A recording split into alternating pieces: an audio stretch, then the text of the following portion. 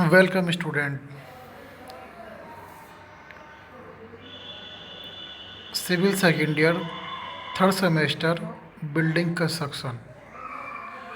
आज जो आपका टॉपिक है वो फाउंडेशन का है। पिछले लेक्चर में हमने फाउंडेशन के बारे में बताया था। फाउंडेशन दो टाइप की होती हैं, शैलो फाउंडेशन और डीप फाउंडेशन। फाउंडेशन का बेसिक पर्पज़ यही है कि हमारे बिल्डिंग बनाने से पहले हम फाउंडेशन पर ध्यान देते हैं। यह बिल्डिंग का वह भाग होता है जो पूरी बिल्डिंग उसका लोड बेयर करती है। शैलो फाउंडेशन की अगर बात करें तो इसमें जो फाउंडेशन गहराई होती है वो कम होती है और चौड़ाई ज़्यादा होती है। शैलो फाउंडेशन को अलग अलग प्रकार से डिवाइड किया गया है। Number first, spread spread footing foundation, RCC spread footing, combined footing, grillage foundation, stepped foundation, raft foundation और कैंटिलीवर फाउंडेशन। अगर हम इनकी बात करें स्प्रेड फुटिंग फाउंडेशन की, तो बेसिकली बिल्डिंगों में इस फाउंडेशन का सबसे ज़्यादा यूज होता है। यह फाउंडेशन डिज़ाइन में और कंस्ट्रक्शन में बहुत आसान है। इसका जो निर्माण खर्चा है वह भी बहुत कम होता है और मैसोनरी, कंक्रीट और फाउंडेशन का बेस क्षेत्रफल इतना चौड़ा कर दिया जाता है कि सब सोइल पर ट्रांसमिट होने वाला लोड सोइल को सुरक्षा प्रदान करता है। यानी कि जो स्प्रेड फुटिंग फाउंडेशन होती है उसका नीचे का बेस इतना चौड़ा बनाते हैं ताकि दीवार से आने वाला लोड वो ज़्यादा से ज़्यादा सोइल को कवर करे, और वहाँ जब ज़्यादा एरिया कवर करेगा तो ट्रांसमिट होने वाला लोड ज़्यादा एरिया के हिसाब से वो टिका रहेगा, और अगर एरिया कम होएगा तो उसका सेटलमेंट का ख़तरा बढ़ जाएगा। तो स्प्रेड फुटिंग फाउंडेशन में जो हमारा बेस होता है वो काफ़ी चौड़ा होता है। हालांकि इसका एक फॉर्मूला है, बट इतना याद रहे कि जब 30 सेंटीमीटर की दीवार अगर हमें लेनी है तो उसका जो बेस है वो 90 सेंटीमीटर हम रखते हैं, और अगर हमें दीवार 20 सेंटीमीटर की लेनी है तो कहीं ना कहीं हम उसका बेस 70 सेंटीमीटर रखते हैं, और अगर 30 सेंटीमीटर की अगर दीवार लेनी है तो उसका बेस 90 सेंटीमीटर रखते हैं। इसका फार्मूला होता है 2 इंटू दीवार की चौड़ाई प्लस 30 सेंटीमीटर। अगर हमें दीवार लेनी है 20 सेंटीमीटर की तो 2 into 20 40 plus 30 centimetre equal to 70 centimetre. तो हम फॉर्मूले के अकॉर्डिंग भी ये फाइंड कर सकते हैं कि जब स्प्रेड फुटिंग फाउंडेशन अगर हम डिज़ाइन कर रहे हैं तो कहीं ना कहीं हमें जो है 70 सेंटीमीटर की दीवार 30 सेंटीमीटर की दीवार लेने पर 70 सेंटीमीटर का उसका बेस रखते हैं, और अगर 90 सेंटीमीटर की हमें दीवार चाहिए ग्राउंड लेवल से ऊपर तो हमें चाहिए कि उसका बेस 90 सेंटीमीटर रखें। तो नींव की चौड़ाई फाउंडेशन में दीवार के दोनों तरफ 1/4 ईंट अर्थात 5-5 सेंटीमीटर के ऑफसेट बढ़ाकर नींव की चौड़ाई बढ़ाई जाती है, यानी कि 5-5 सेंटीमीटर के हम ऑफसेट देते हैं। कम से कम 30 सेंटीमीटर मोटा चूना कंक्रीट और लीन सीमेंट कंक्रीट का ब्लॉक डाला जाता है। कंक्रीट ब्लॉक की चौड़ाई और फाउंडेशन की चौड़ाई है। कंक्रीट ब्लॉक फाउंडेशन चिनाई के सबसे निचले खसके में दोनों तरफ 15-15 सेंटीमीटर बाहर का निकाला जाता है। सबसे नीचे हम फाउंडेशन के हम कंक्रीट ब्लॉक बनाते हैं और उसे 15-15 सेंटीमीटर के ऑफसेट छोड़ते हैं। उसके बाद 5-5 सेंटीमीटर के ऑफसेट छोड़ते हैं। इस तरीके से जब हम हमारा मिड पॉइंट 30 सेंटीमीटर का रह जाता है, अगर 90 सेंटीमीटर का हमारा नीचे का बेस है तो वो एक हमारी दीवार 30 सेंटीमीटर की मोटाई वाली बन जाती है। दोनों तरफ 15 सेंटीमीटर से बाहर निकल रहता है। फाउंडेशन की चौड़ाई ज्ञात करने के लिए दीवार की 1 मीटर पर नींव की प्रति मीटर लंबाई पर कितना टन लोड आ रहा है, वो सोइल की वेयरिंग कैपेसिटी को टन में शो करता है। नींव की चौड़ाई इस प्रकार है।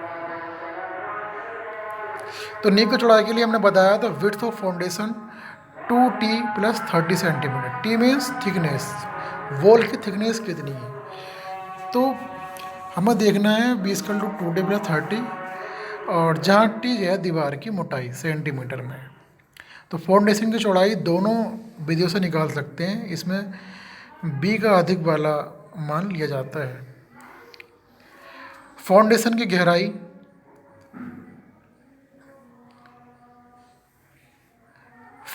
गहराई जो निर्भर करती है वो हमारी सोइल की वेयरिंग कैपेसिटी और बिल्डिंग स्ट्रक्चर पर डिपेंड करती है। फाउंडेशन को उसकी गहराई तक ले जाया जाता है जहाँ तक आवश्यक वेयरिंग कैपेसिटी उपलब्ध हो। जहाँ पर हार्ड सोइल आनी शुरू हो जाती है तो वहाँ से हम फाउंडेशन बनाते हैं। अगर सॉफ्ट सोइल आती है तो हमें चाहिए कि सॉफ्ट सोइल को वहाँ से हटाकर जब हार्ड सोइल आ जाए तो वहीं पर हमें फाउंडेशन खड़ी करनी चाहिए। अगर हार्ड सोइल नहीं आती है तो हमें वो स्प्रेड फुटिंग की जगह कोई और दूसरी फाउंडेशन का जाल बिछाना पड़ता है। जब फाउंडेशन को किसी खाई या फीलिंग की मिट्टी ऐसी किसी परिस्थिति में बनाना हो तो फाउंडेशन को उस गहराई तक ले जाना चाहिए जहाँ तक एडवर्स प्रभाव की संभावना ना हो, और इसके लिए औपचारिक उपाय किए जाने चाहिए। जैसे स्थानों पर राफ्ट, ग्रिलेज या पाइल फाउंडेशन बनाई जाती है। अगर कहीं पर सोइल की बेयरिंग कैपेसिटी कम है तो हमें चाहिए कि वहाँ पर ग्रिलेज फाउंडेशन या राफ्ट फाउंडेशन या फाइल फाउंडेशन बनाएं। तो राफ्ट फाउंडेशन में पूरे सरफेस पे हमें कंक्रीट ब्लॉक डालना होता है, और ग्रिलेज में हम बहुत ज़्यादा स्टील का इस्तेमाल करते हैं। ग्रिलेज फाउंडेशन बहुत कॉस्टली होती है।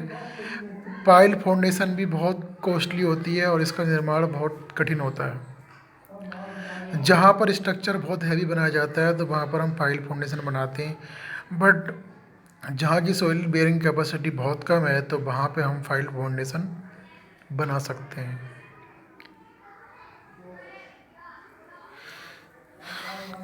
ब्लैक कॉटन और किले में फाउंडेशन उस गहराई पर होनी चाहिए जहाँ पर एटमॉस्फेरिक चेंजिंग के कारण सोइल के में कोई वॉल्यूम चेंजिंग ना हो और प्रतिकूल इफेक्ट ना पड़े। काली कपासी सोइल में पाइल फाउंडेशन की समस्तुति की जाती है। अगर हमारे पास कहीं काली सोइल है, ब्लैक कॉटन है या फिर क्ले है तो वहाँ पर हमें चाहिए कि हम वहाँ पाइल फाउंडेशन बनाएं। जमीन तल से कुछ गहराई तक की सोइल पेड़ की जड़ों, जीव जंतुओं द्वारा बनाए गए छिद्रों और बिलों के कारण कमज़ोर हो जाती है। तो स्ट्रक्चर को फाउंडेशन इस गहराई से अधिक होना चाहिए कि इसके अतिरिक्त फाउंडेशन इतनी गहरी होनी चाहिए कि बारिश के पानी से कटाव और फाउंडेशन की सुरक्षा को खतरा उत्पन्न ना हो। तो ये फाउंडेशन की गहराई है, और ये इसका एक फॉर्मूला है इसे फाइंड करने का, हालांकि इतना इम्पोर्टेंट नहीं है, बस आपको डेफिनेशन पढ़नी है। अब ये हमारे पास एक स्प्रेड फुटिंग फाउंडेशन का एक ब्लॉक है, ये एक न्यूमेरिकल है इसका, ये किस तरीके से हम उसकी दीवार की साइज निकालते हैं। 7/10 इसका लो 70 सेंटीमीटर, तो B + 2T + 30 90 सेंटीमीटर। अगर नींव की चौड़ाई 90 सेंटीमीटर रखी जाएगी तो कहीं ना कहीं दीवार की जो मोटाई होगी वो 30 सेंटीमीटर होगी। नींव की जो गहराई है, डेप्थ ऑफ फाउंडेशन, तो P/W 1 - sin phi 1 + sin phi square से हम निकाल सकते हैं। 90 सेंटीमीटर का ब्लॉक है, बेस है, तो 30 सेंटीमीटर उसकी हाइट है, 15-15 सेंटीमीटर का हमने ऑफसेट दिया, फिर हमने 5-5 सेंटीमीटर का ऑफसेट दिया, फिर हमने 5-5 का दिया, फिर हमने 40 सेंटीमीटर की वो ले गए जीएल तक। और जब हम डीपीसी करते हैं तो डीपीसी करते हैं तो वहाँ पे हम 30 सेंटीमीटर की दीवार लेके चलते हैं। तो हमें चाहिए कि जो हमारी ग्राउंड लाइन है वहाँ तक हम 40 सेंटीमीटर तक दीवार लेके जा रहे हैं और उसके बाद में 30 सेंटीमीटर की दीवार लेकर जाएं। अगर नीपी गहराई 90 सेंटीमीटर तक कम नहीं रखी जाती है तो इस केस में नीपी गहराई 90 सेंटीमीटर ही रखी जाएगी। क्या कह रहे हो? इस प्रकार नीपी गहराई 90 सेंटीमीटर तो नीपी गहराई 90 सेंटीमीटर रख लेते हैं। मैं कह रहा हूँ ना, मिल जाएंगे। Spread footing for column. अरे उसकी तैयारी कर लो पहले। नंबर 2 पर आता है स्प्रेड फुटिंग फॉर फाउंडेशन। तो इसमें हमें अच्छा अच्छा, हाँ तो चलो वो कर लेना, 30 से पहले पहले मिल जाएगी, ठीक है। यह फाउंडेशन बहुत हल्के पिलर्स और अन्य ऐसे अवयवों के लिए यूज की जाती है 30 से पहले पहले जो मिल फाउंडेशन स्क्वायर के रूप जाएगी। में, जाना मत, तो उससे क्या तो रेक्टेंगल अगर बोल दिए तथा सर्कुलर हो सकती है। ठीक है, मैं बता रहा हूँ। जो फाउंडेशन जो है वो स्क्वायर के रूप में, रेक्टेंगल के रूप में, सर्कुलर हो सकती है। फाउंडेशन का जो साइज है कॉलम के साइज पर निर्भर करता है। अगर फाउंडेशन का साइज कॉलम पर आने वाली लोड और सोइल की बेयरिंग कैपेसिटी पर निर्भर करता है तो फाउंडेशन का क्षेत्रफल कुल लोड को बियरिंग कैपेसिटी से भाग करके ज्ञात किया जा सकता है। A=W/P। तो फाउंडेशन का आकार इस प्रकार होना चाहिए कि फाउंडेशन और कॉलम के सेंटर ऑफ ग्रेविटी एक ही वर्टिकल लाइन में।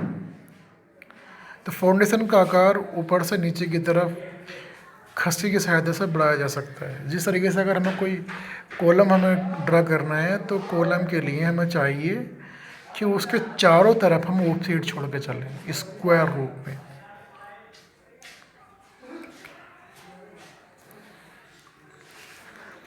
अब आता है आरसीसी स्प्रेड फुटिंग। आरसीसी में क्या है कि बहुत ज़्यादा हम स्टील इस्तेमाल करते हैं और ये वाली जो फाउंडेशन है बहुत ज़्यादा कॉस्टली होती है।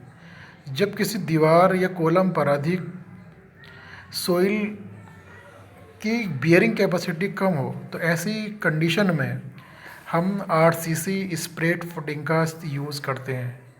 यह फाउंडेशन बहुत ज़्यादा कॉस्टली होती है और इसकी डिज़ाइनिंग हमें एक स्ट्रक्चर से करनी चाहिए। आरसीसी फुटिंग में बहुत ज़्यादा स्टील वायर का इस्तेमाल होता है और वहाँ से हम एक आरसीसी कॉलम खड़ा करते हैं। आरसीसी कॉलम खड़ा करने के लिए हमें फोमबर का यूज़ करना होता है और फोमबर के यूज़ के लिए कुछ लिमिटेशन होती है। ब्रिक्स मैसोनरी में कोई भी हम जब कॉलम खड़ा करते हैं तो वहाँ पे टाइम पीरियड कम लगता है, बट जब आरसीसी यूज़ करते हैं तो वहाँ पर हमें उसकी सेटिंग के लिए कुछ टाइम देना होता है। आरसीसी स्प्रेड फुटिंग उन जगहों पे यूज़ की जाती है जहाँ की सॉइल की वेयरिंग कैपेसिटी बहुत कम हो। ये बहुत मज़बूत फाउंडेशन होती है और बहुत ज़्यादा कॉस्टली होती है और इसको बनाने में काफ़ी वक्त लगता है।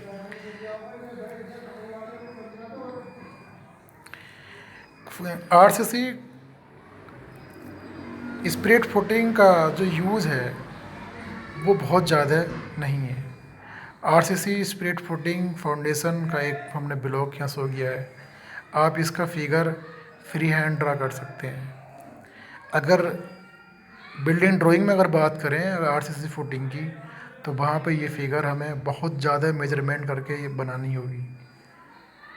और बिल्डिंग कंस्ट्रक्शन में अगर बात करें तो सिर्फ फिगर को मेंशन करना होगा और साथ में हमें उसकी कुछ ना कुछ डेफिनेशन देनी होगी। इसके बाद आती है कंबाइंड फुटिंग यानी कि संयुक्त फाउंडेशन। तो कंबाइंड फुटिंग में सिर्फ यही है कि जहाँ बेहतर लगे तो वहाँ हम आरसीसी दे सकते हैं, जहाँ बेहतर लगे हम अपनी मर्ज़ी के अकॉर्डिंग कोई ना कोई ब्लॉक दे सकते हैं। कॉलम की फ्रीडम व्यवस्था में फुटिंग जो कंबाइंड फुटिंग है वो स्तंभ के चारों तरफ बाहर को निकली होती है। बाहर निकलने की दूरी कॉलम पर आने वाले भार और सोइल की वेयरिंग कैपेसिटी पर निर्भर करती है।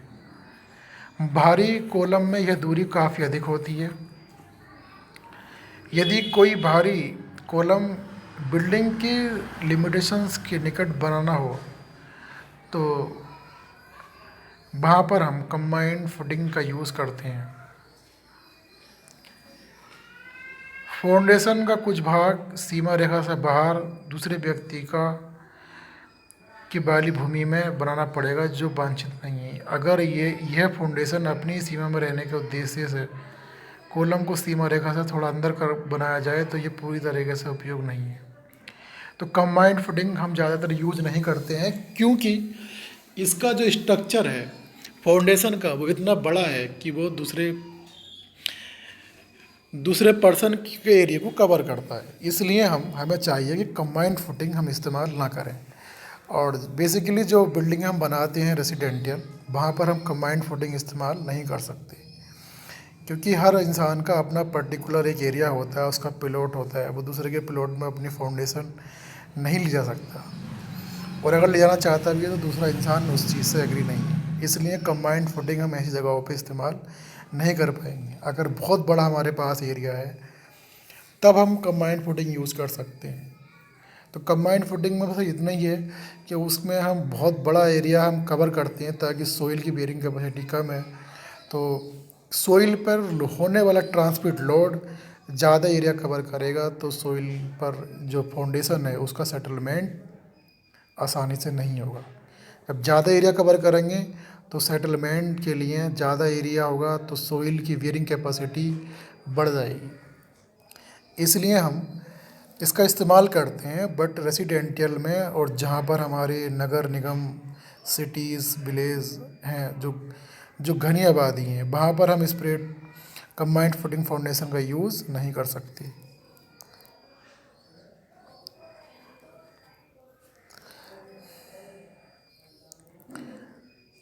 अब आता है गिरलेस फाउंडेशन। गिरलेस फाउंडेशन ये बहुत कॉस्टली और महंगी होती है, और इस फाउंडेशन में हम बहुत ज़्यादा स्टील यूज़ करते हैं।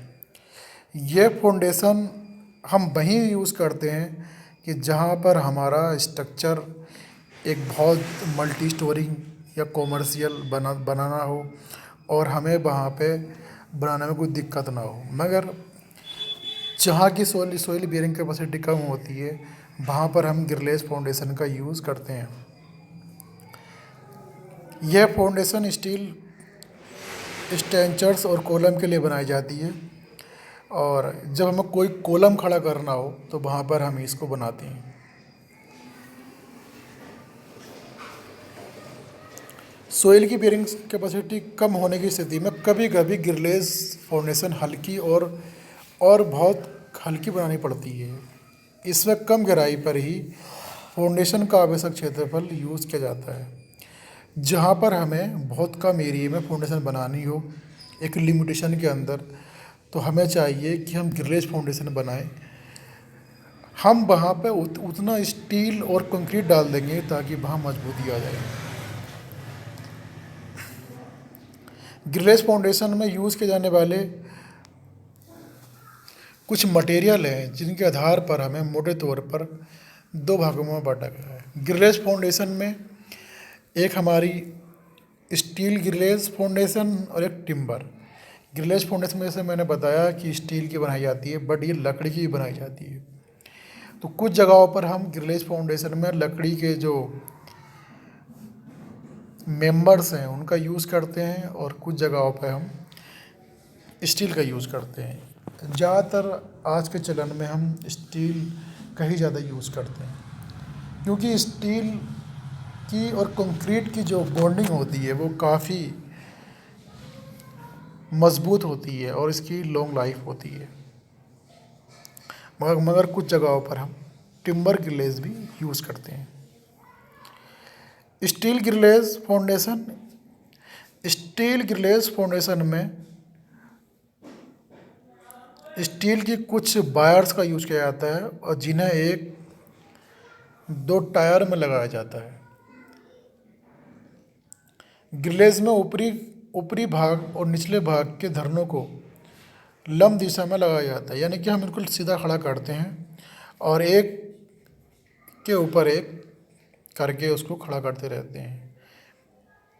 बीम को निश्चित अंतराल पर रोके रखने के लिए बीम के वेब और फ्लैंज का इस्तेमाल किया जाता है। यह दोनों छड़ें सिरों को नट द्वारा कस दी जाती हैं। गार्डर के अंतराल के बराबर लंबे पाइप पर इस प्रकार लगाए जाते हैं कि पाइप का व्यास भरने के लिए किया गया हो और छोटे छिद्रों का व्यास को अधिक हो।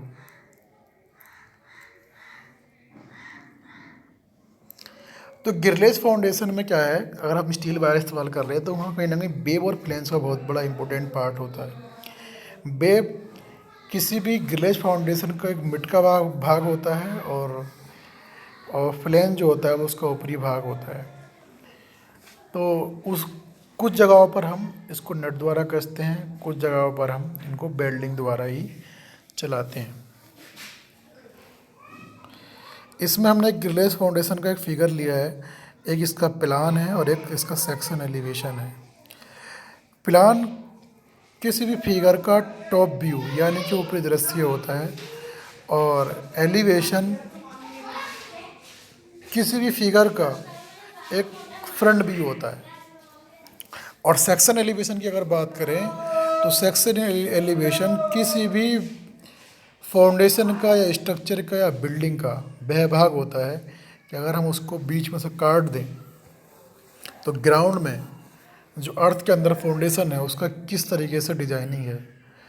तो यहाँ पे ये ग्रिलेज फाउंडेशन का एक प्लान है। ऊपर से अगर आप देखें तो बहुत ज़्यादा हमने इसके अंदर स्टील वायर यूज़ की गई हैं और स्टील वायर का हमने एक इस तरीके से जाल बिछाया है कि पहले हमने उनको हॉरिजॉन्टल रखा बहुत सारी वायरों को और उसके बाद में कुछ वर्टिकल रखी और उसके बीच में हम एक स्टील प्लेट रखते हैं। स्टील प्लेट के बाद में फिर वहाँ पे हम उसको एक जॉइंट देते हैं। तो ये हमारा प्लान है किसी ग्रिलेज फाउंडेशन का। और अगर सेक्शन एलिवेशन की बात करें तो यह सबसे ऊपर का जो भाग है वो हमने कॉलम खड़ा करा है किसी स्टील मटेरियल का और इसके नीचे हमने एक बेस प्लेट दी है जो स्टील की है और जो हमारा बीम जो स्लैब डाला है हमने वहाँ पर हमने गार्डर लगाए नीचे स्टील के। तो आप देख सकते हैं नीचे हमने कंक्रीट ब्लॉक बनाया है किसी कॉलम को खड़ा करने के लिए। तो यहाँ हमने कितनी इसको मजबूती दी है कि बहुत सारे गार्डर के ऊपर फिर हमने गार्डर लगाया और जो कंक्रीट का हमने ब्लॉक बनाया उसके ऊपर हमने एक बेस प्लेट दी और बेस प्लेट के बाद में एक हमने गार्डर खड़ा करा। तो इस बीम स्टील बीम को कोरोजन से बचाने के लिए यानी कि अगर हमारे पास कोई स्टील कॉलम है उस पर जंग ना लगे इससे बचाने के लिए सब तरफ कम से कम 10 सेंटीमीटर का कंक्रीट एक कवर दे जाना चाहिए। नीचे की साइड में 15 सेंटीमीटर से कम नहीं होना चाहिए। तो जो हमारा स्टील स्ट्रक्चर है तो उसको बचाने के लिए कोरोजन से यानी कि जंग से बचाने के लिए हमें उस पर एक कोटिंग करनी होती है जो 10 सेंटीमीटर या 15 सेंटीमीटर की हो सकती है। तो हमें उस पर कंक्रीट डाल देते हैं।